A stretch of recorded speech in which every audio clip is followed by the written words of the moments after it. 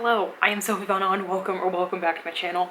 Please don't look at this too much. I'm ashamed. Today I have kind of a random little fun video. I recently found this. I had not been in possession of this for the past like 6 months because I couldn't find it in my bedroom at my parents' house. And I finally found it. If you are unaware, if you've never seen this before, this is the project notebook for Project What? The book baby of the channel, the queen of all queens. This is the inner workings, a good chunk of the inner workings of Project What. As you can see, it's been through a lot.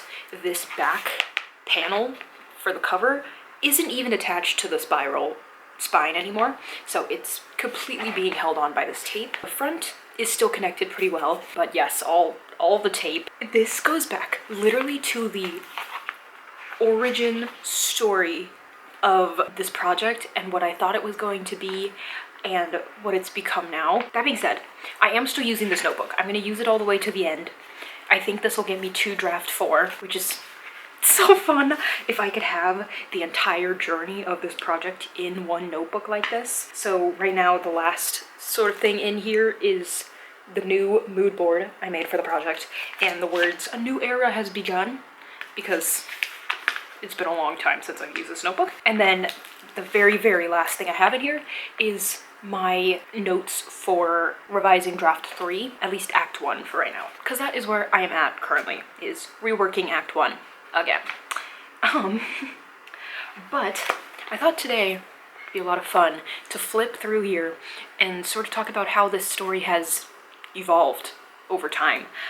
Because it is very, very different from what I have today. I don't even think the religious cult terrorist group thing was in the original draft.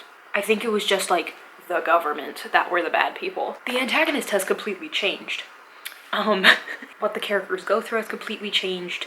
The school they're at for the entirety of the first draft, they're not even at for most of the book anymore. So much has happened with this book that I barely even recognize what I wrote down in like 2019. I think it was like November of 2019. Yeah.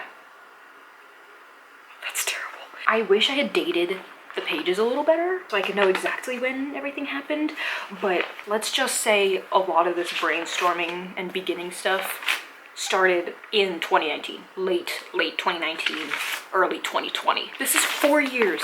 4 years of this project are in this notebook. Ew. Okay, let's get started.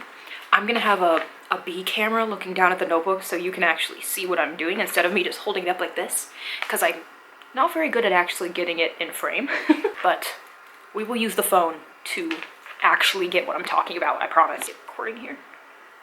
All right, yes, I'm also sitting on the floor, don't hit me up. Here is the intro. It wasn't even all capitalized yet. Like now, Project What is Project What with all capital letters.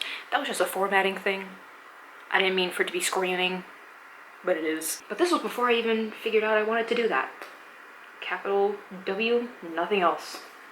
Weird. But by the time I get down here, where I wanted to finish the first draft by the end of summer 2020, it was all capitalized. So some switch did happen. And also, yeah, that was the first time I finished the first draft, summer of 2020.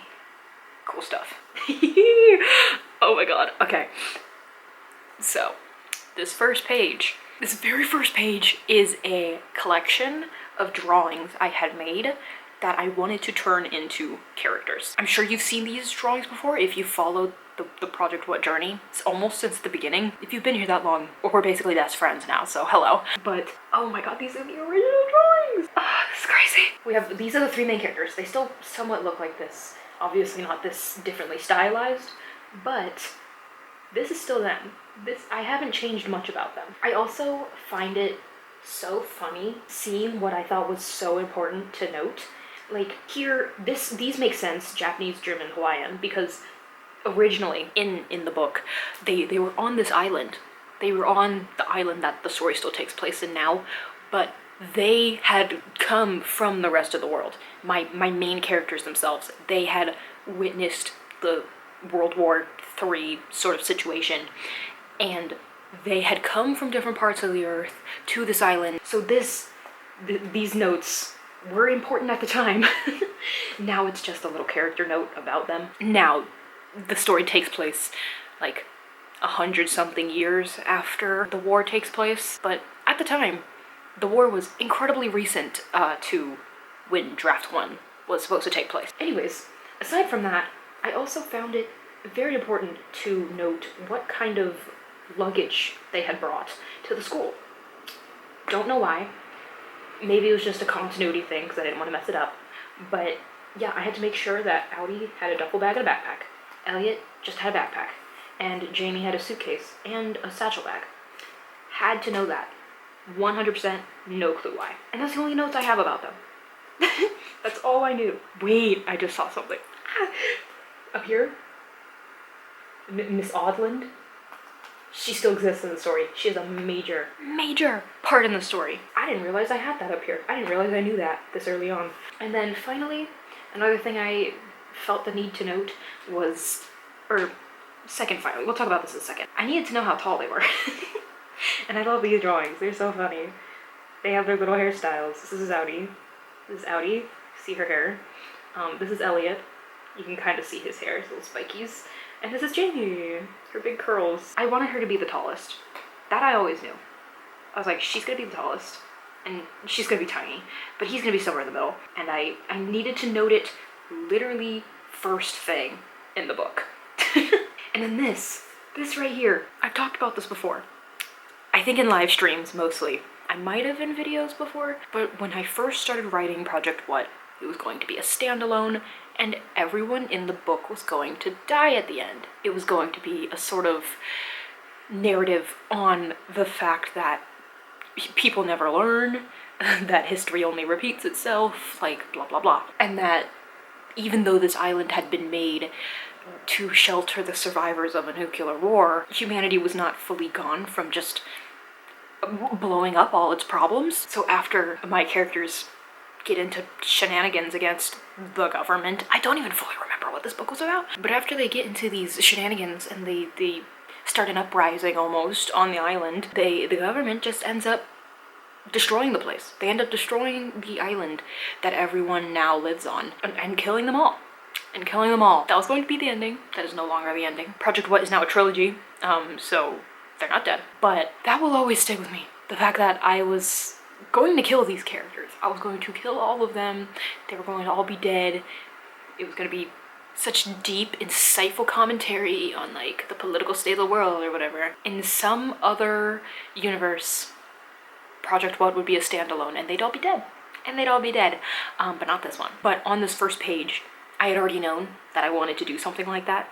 I had the idea of the ending, and I had already come up with an ending line. I wanted this to be the final line of the book. But this first page is everything I knew initially about this project and what I wanted to do. A lot of this has stayed because it is very baseline knowledge. But as we get, like, even just a couple pages in here, it's gonna hit the fan. It is going to hit the fan. Now, for you, for the visuals, I want to let you know now that a lot of the original brainstorming for Draft 1 was done in pencil and green pen. So anything that you see that's in pencil/green pen was sort of the original ideas before things started to change, and I started using different pens because I was like, who cares if it's consistent? It's definitely not consistent anymore. There's like 700 colors in here. Anything you see in the green pen, in pencil, and that's like the only 2 colors, that is gonna be probably 2019, where I was still trying to get a grip of what I wanted to tell, what kind of story I wanted to tell. With that being said, let's begin. let's keep going. First of all, I tried doing character work. You guys probably already know now that I am not good at character work. I don't know much about the characters except for like appearance, basic backstory, like basic motivation by the time I'm done with the outline, and everything else comes from drafting. But I didn't know that yet. I didn't know that at this point because I had not written a full novel yet. This Project What is the first ever novel I have completely written, beginning to end, printed, boom. So, because I didn't know that, I had started with character work. And it's literally only this one page. So it didn't work. I literally only got this much for Audi, and that's it. We have birthday, height, weight for some reason, appearance, which is, I've drawn it, so I don't know why I had to do that. Habits, which the scratching palm thing is still a part of the story. I don't know about the tapping shoes part. I don't think I've ever written that into the book. But the scratching palm part is very much a part of her still. Personality. The overused phrases thing is so funny. Never used that in my life. Pessimistic, true. Introverted, true. Pet peeves, never used. I don't know why I had to write those down. Kinda hard of hearing. I don't remember putting that into her character. I don't remember putting that there. That would be a fun little note, especially because of, you know, how they grow up on the island and how there's not really healthcare and everyone just kind of does their own thing. That'd be a fun note, but I never have, like, actually written that into the book. I genuinely didn't know I had put that there. Not at all, but that would make sense for the island. Always wants to be right / in control. Not even true anymore. Not even true. That goes to a different main character. We tried.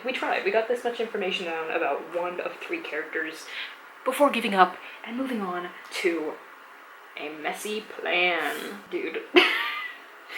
Oh, let's read through this. So, first of all, love the fact that I tried to write this in first person, hated it, and moved on to third person. I'm still true to my heart with that. I can't write in first person to save my life. So third person it was. I think I tried writing like the opening chapter in first person or something and despised it. So we moved on. We conceded. Oh, this is like an outline. I'm showing you this right now because I'm just reading it right off of my lap, because I'm not gonna try and make you guys read what I wrote because this handwriting sucks. Okay. I had the main idea of the school that they go to and the island and the juxtaposition between those down here already. It's like messed up island. Everything's like lawless. People do what they want. It's a disaster. Everything's a mess. It's like every man for himself. And then you get inside the campus of the school. It's very pristine. It's very clean. It's very like idealistic. And I had that written down here in the messy plans. That's fun. I didn't know I kept that. And this is like an outline. This was supposed to be like a step by step. This is what we see. So then we were supposed to get backstory on the world. Love that. Okay, here. Does it even say war? Okay, I don't know if I was considering it a war yet, or if it was just a planet destroyed by pollution, because here it just says pollution-ridden planet. I don't know if I was considering it to be a war yet at this point. We will flip the page and start talking about war, but at this point with the messy plan, it was just a planet that wasn't habitable as much anymore. That was the main idea. I feel like later on I developed it to be like, oh my god, what if it's a war that has destroyed the planet? But for right now it just says pollution. Let's see. Point number 3, gets acclimated to new school. The school didn't have a name yet, by the way. Project What comes from the name of the school. They go to the school called Wharton Academy. And from Wharton, I was gonna do Project Wart, but that's weird. So I did Project What. I feel like a lot of the time people see like Project What, and it's like, I don't know what I'm working on. I don't know what it is. Like, what is this? Project What? But it comes from Wharton. I just didn't want to call the project Project Wart. But gets acclimated to school, meets friends, Jamie and Elliot. They're meeting up. Ooh, wait. wait. Recap. Pollution-ridden world. That is why they're presumably on an island. I don't even know if they're on an island. Maybe they're just like in a rural area that no one had lived in. Okay, I think they're just in a rural area right now, because later on in the project, or in the notebook, I start brainstorming an island. Right now they're in just like a rural part of the planet somewhere that hasn't been destroyed by pollution or whatever. And there's no war because right after gets acclimated to the school, meets new friends, and classes start, point number 5 is war baby. Like war baby. As in, they're going to war. What was I writing? This is very much a messy plan because I have no clue what's happening here. It says, figure out who they're searching for. Either Jamie or Elliot gets taken away. What am I doing? Okay, no, that's cool. That makes sense. And then number 6, immediately after, is the other two make plans to get the other person out Arrow, successful, exclamation point. Perfect. Oh, but then they get caught again. School turns them in. And the school turns them in because the school was founded by the government that is wreaking this havoc. So yes, like I said at the beginning of this video, there is no dangerous cult as there is in the draft now. Right now, it's just the government that's the problem. So they get caught trying to get this other person out. All of them get turned in and put in jail? I'm not sure. But Audi makes it out, Queen. Warfare in schools area, which I have yet to name at this point. It says name, exclamation point. Okay, so we go from warfare in the schools area, and then the name of the city they're in. So yeah, I don't think this was an island yet. It was just a city somewhere that was safe. But this is the last point. Name of city is bombed and destroyed. And that is the whole outline. That is everything I knew about this project. What? Huh? Frankly, that outline sucked. We get to school. We learn about the school. We go to war. We get kidnapped. We save the guy that was kidnapped. We all get kidnapped. We are free. More war. Death. That was it. That was the whole thing. That's all I was gonna write about. I don't even think that's what the first draft was about. I should do a video about that. Should I do a video about that? Like, to go with this, where, you know, this is just notes. This is not actually the real actual book I wrote. But would you guys be interested in me comparing the first draft to the second draft, to the third draft, to the fourth draft? Potentially, if I have it done soon. Please let me know if you guys would be interested in that. I think that would be a lot of fun to sort of show how much this story has evolved over time. But anyways, we're getting into more lore. We're gonna whip out the second camera now. So we have some lore here. What happened to Earth?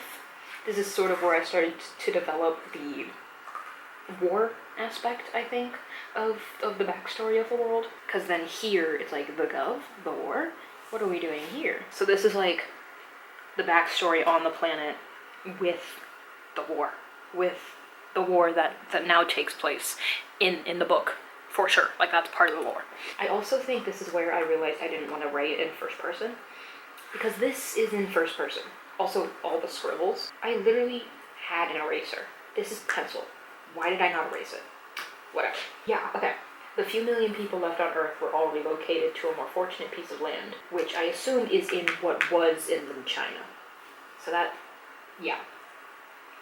There we go. It wasn't an island, it was a piece of land. Already on a continent. But from this little passage, I feel like a lot of stuff does stay from like this into what I know about the project now, except that this is inland China and not a man-made island. Like how the cities are like falling apart because there's no consistent maintenance anymore, or like that the main character has been crammed in an apartment building with 2 other families. Like that sort of stuff has stayed, which is so cool. That's so fun.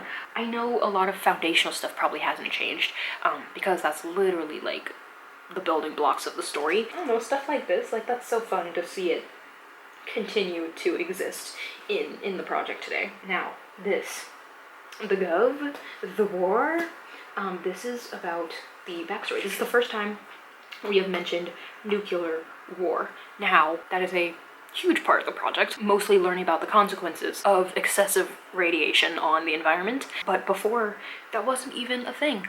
That wasn't even a part of it. And because of this project, I have become obsessed with learning about radiation. That's great. That wouldn't have happened if I didn't think about this. Didn't think about why these people would be corralled into one small space together. Yeah, now I have books upon books about nuclear war and nuclear radiation and the effects. Pretty great. But this here was just like basic ideas of like the timeline of how this would go. Not a lot of this stays, gonna be honest. This doesn't seem very accurate.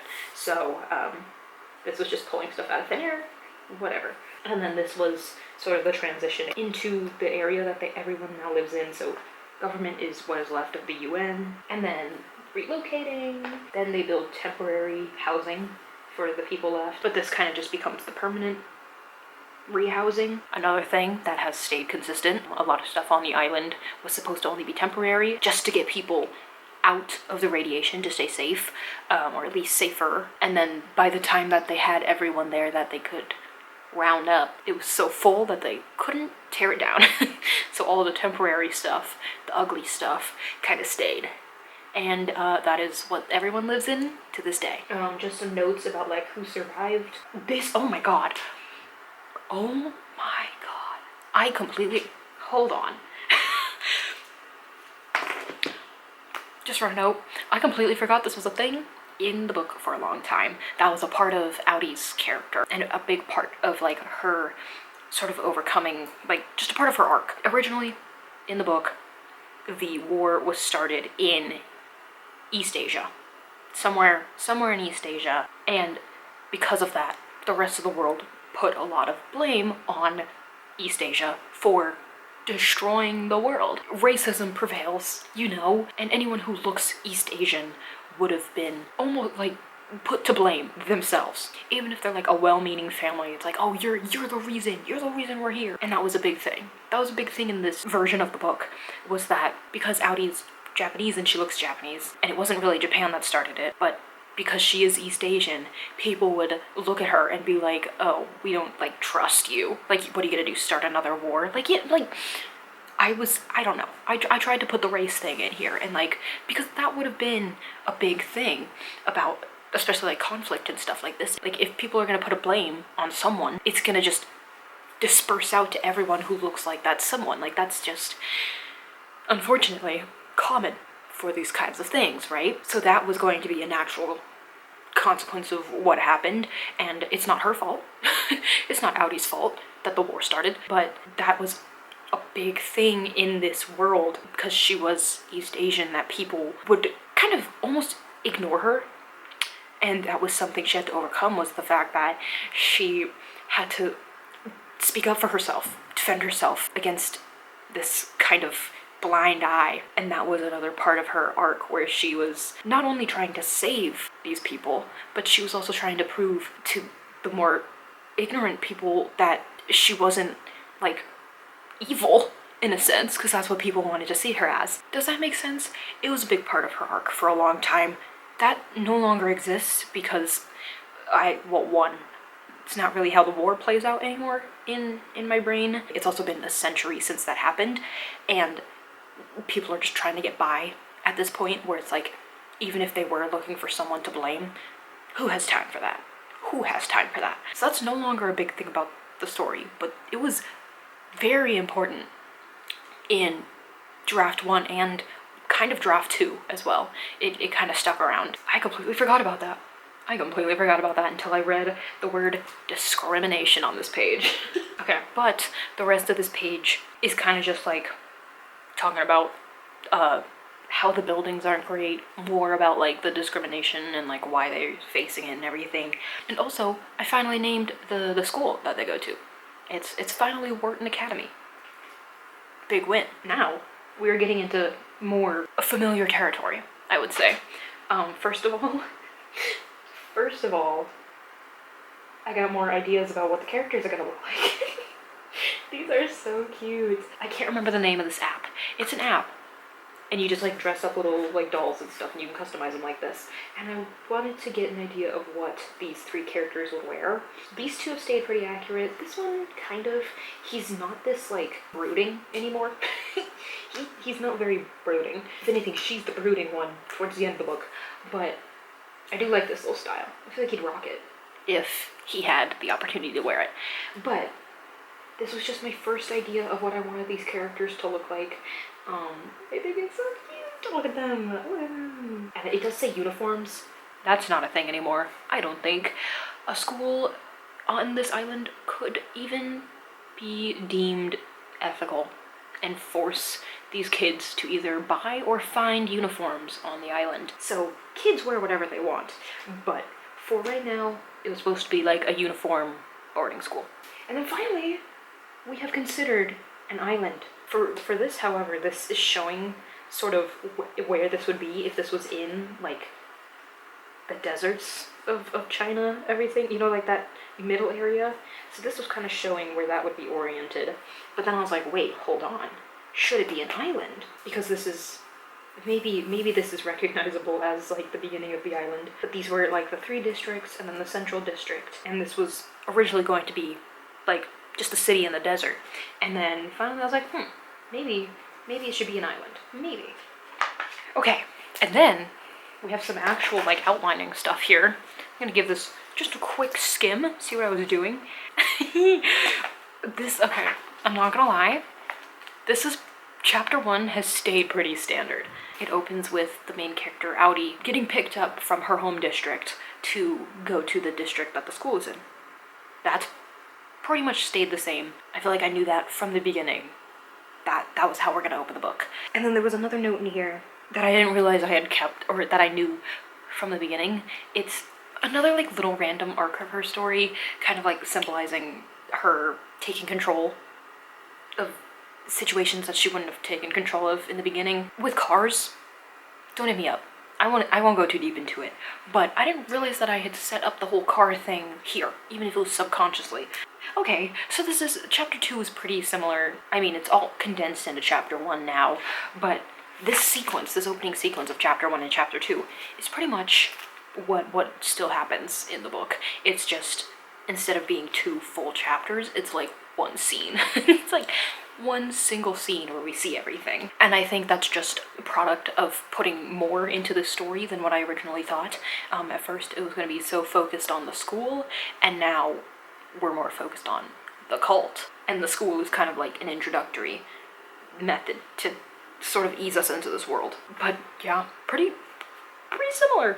And I guess I wasn't going to do 3 separate point of views for this project. It was just going to be Audi's point of view, because I finally realized here that I wanted to do all 3, and that all 3 characters were going to need character arcs, and that they were all going to need voices and information.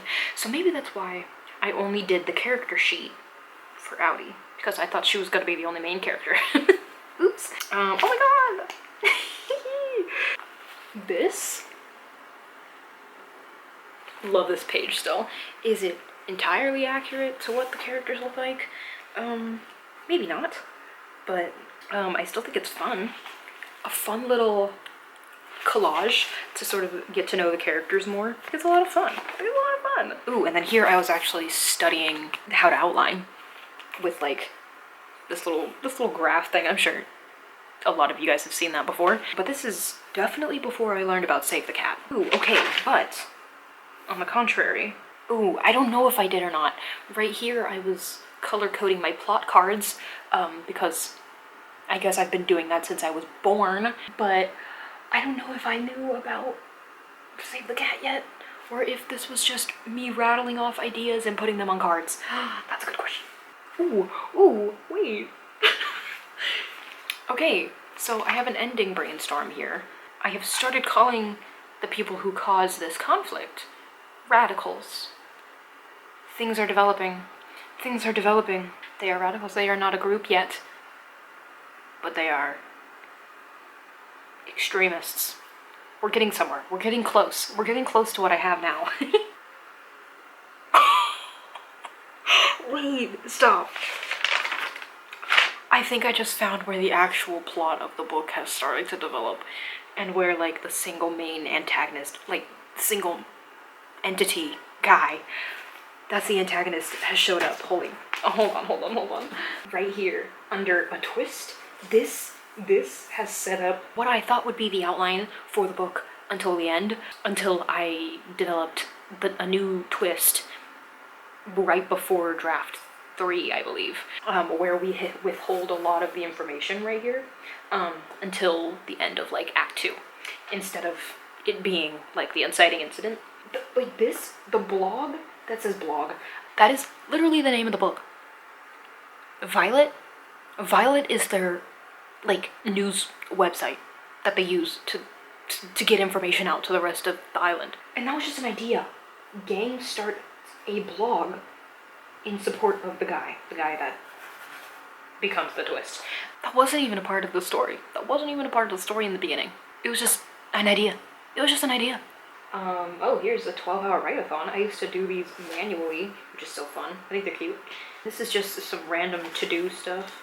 Act 1 to do, Act 2 to do, before printing.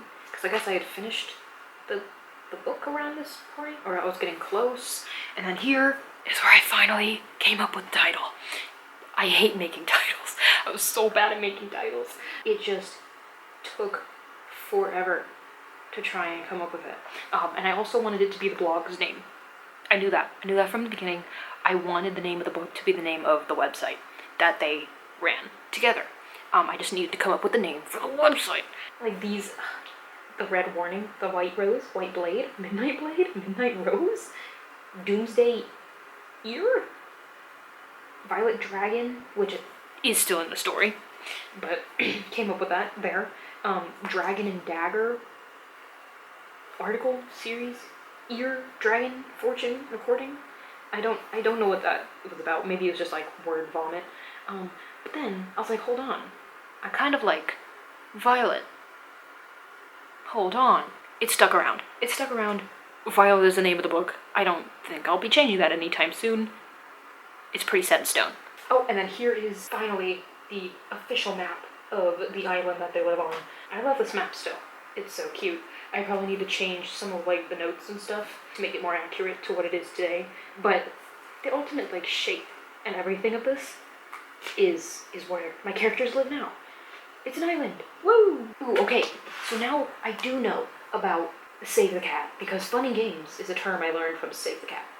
So that, yes, we're good. We've made it. This is the fun and games right here. Cute. I have no, this is probably for draft 2 at this point, and draft 2 was extremely convoluted for no reason, so there's a lot of like fluff in here that does not exist in the book anymore. We don't have to think about that. Let's not worry about it. And then just, here's more fluff from draft 2. This had to be draft 2. Most of these pages have been cut. They are not in the book anymore. Bye. Here's some more character work. Love doing character work and failing at it. Another 12-hour write-a-thon. Cute. Oh my god, and finally, I have finally turned the bad guys into an official group in the story. And then there's some other stuff in here that gets changed in draft 3 from draft 2, which is when I finally figured out who these people are. The basic idea of like who the bad guys are, who the group we're focusing on for the rest of the book, it's finally made it. It's finally made it, like 30 pages into this notebook. We finally know who we're working against. Wait, hold on. This just says I finished the first draft. All of this was in the first draft? I learned all of this in the first draft? Wait, that's crazy. I didn't know that. All of this, apparently, was in the first draft. I don't believe that. I guess so. I'll have to see what draft 1 is all about then, because right here, it literally just says I finished the first draft. All this cannot be about draft 2, like, then, if this is just written here. That's crazy. I definitely will, if you guys are interested, do a like reread of draft 1, draft 2, draft 3, and draft 4 to see what the differences are, because there's a lot of similarities here already that I didn't fully realize. A lot of characters that are in draft 1 that I didn't realize I had come up with by the time draft 1 was up. But now I genuinely can't remember what I wrote in draft 1. I genuinely can't. I'm gonna have to reread it. I'm gonna have to reread it. Alright, and then we are in the revision stage of draft 1. Lots of notes. My goodness. Lots of color. I'm a big fan of color when it comes to this kind of stuff, of course. Okay, this as well. Unique characters and settings. I have no clue why I made this list. There was no need. There was frankly no need. And I made it anyways. I think I'm really into the 15 beats by this point, because I have a whole thing dedicated to it. Figuring out the actual 15 beats of draft 2. Like I already said, draft 2 was a mess, so we're not gonna look at it too much. I think another problem I had with this draft as well was the fact that draft 1 didn't have a ton of conflict, like actual conflict between characters, and I kind of overcompensated for that in draft 2 by adding just buckets of conflict in that just made frankly no sense. Frankly no sense. It was just conflict for the sake of adding conflict. That was a big thing, was like draft 1 didn't have a ton of conflict and I needed to to beef it up with something like that, because that's what books are all about. That's what books are all about. Oh my god. Oh my god. Okay, so apparently, I guess he's not in book 1. Once again, I will check once I reread it, I guess. But this character right here, Ben, I guess I hadn't introduced him yet in the book, or he wasn't a major character in the book. He becomes a semi-major character in this draft here, and then in draft 3 and then book 2 of the series, he becomes a major character because I love him so much. He's literally one of my favorite characters ever. So I love seeing him show up for the first time here. Some other just like random notes. There's a lot of random stuff I just needed to write down. That's how project notebooks go. They're not gonna be perfect, right? All this stuff in pencil is really fleshing out the enemy group that is now the major enemy group of the project, and they're here to stay. And this is actually a scene, I guess. A scene snippet I was writing. This is probably cut because it made no sense in the book, but it's here. And then we have like beta reader stuff. That is so fun. And then some reworking stuff. Character flaws, because I really need to work on that. This, I don't know why that's there. Oh, and then we are getting into the thick of it when I start revising draft 2. A lot of notes here. This, I guess I got a new laptop, but here we go. Here we go with draft 2. Insane stuff. There's just so many notes, literally everywhere. Subplots, act 2, like reworking act 2. Like, it was a complete overhaul after getting beta readers and after everything. It was just, it was a whole thing. This was a cover idea. It never went anywhere because I didn't really like it. And then here's where I finally started thinking about this project being a trilogy. This is where, like, I actually was like, wait, maybe this is worth becoming 3 books. That was the first. I mean, at the end of probably draft 2, I didn't kill everyone off. Maybe at the end of draft 1, I didn't kill everyone off either. But by the end of draft 2, I was like, okay, maybe this could actually be a trilogy or a series of some kind. Okay, so this is draft 3 stuff now. Working on stuff to fix for draft 3. So getting ready to write. I think this was the part where I had kind of hodgepodged together a draft and called it draft 2.5. So there was a draft 2, that was beta read, that was a disaster. And then draft 2.5 was me trying to patch together a story that made more sense, that had cut out all the fluff and all the random stuff and only kept what was necessary to the story. This was the trenches for Project What, I'm gonna be honest. But that sort of Frankenstein draft really opened my eyes, I think, to see the potential of what I had already written, that it wasn't a complete scrap and rewrite deal again, that a lot of what I had written for draft 2 could still technically work in the next draft, like just with some light rewriting, but it wasn't like I had to throw away draft 2 and burn the copy I had printed or something. It was still workable. It was still workable, but it did have to go through that Frankenstein draft to see that, to understand that, like, okay, this is workable. But once we actually start referring to the next draft as draft 3, we are getting into actually rewriting and restructuring and creating the current draft of the project. And this is kind of the end of the notebook. It's pretty crazy. It's pretty crazy how vague the project was at the beginning. Everything was unnamed, everything was like, and then they go here and do something, I guess. And to see it evolve from like, oh, just 3 characters, they meet, there's war, they are dead, to like, okay, they live on a planet that's like polluted, but also like, where do they live? And it's like, okay, they live in a rural area in like China somewhere, to, oh, they live on an island and they live on this island because of nuclear war. And then like, I don't know, just seeing it slowly evolve and add all the characteristics that I know about the project now is so insightful. It's so cool to see it slowly take shape like that. And I'm really glad I kept this notebook because it literally shows the very, very beginning of this project, 2019. Ew. We are pretty much at 5 years of me owning this notebook. So it literally shows the very beginning of this project 5 years ago to today, where our new era is beginning.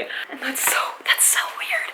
That's so weird, but so cool. I'm hoping I can keep using this notebook up until the very end and finish draft 4 with this notebook, hopefully. And we'll literally have the notes of 4 whole drafts in this notebook.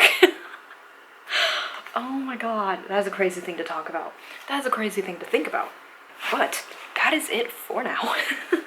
Thank you so much for watching. Thanks for being here. Thanks for hanging out. Are you guys as consistent with one notebook as I am? I know either I stick with a notebook like this for literally years on end, or I'll like jump between 7 different notebooks in like a month because I just want to write in a new one. But if you do have a notebook like this with like your projects in it that has gone back since like the beginning, please let me know. I think that's so cool. And when I found this a couple weekends ago, I literally almost like cried.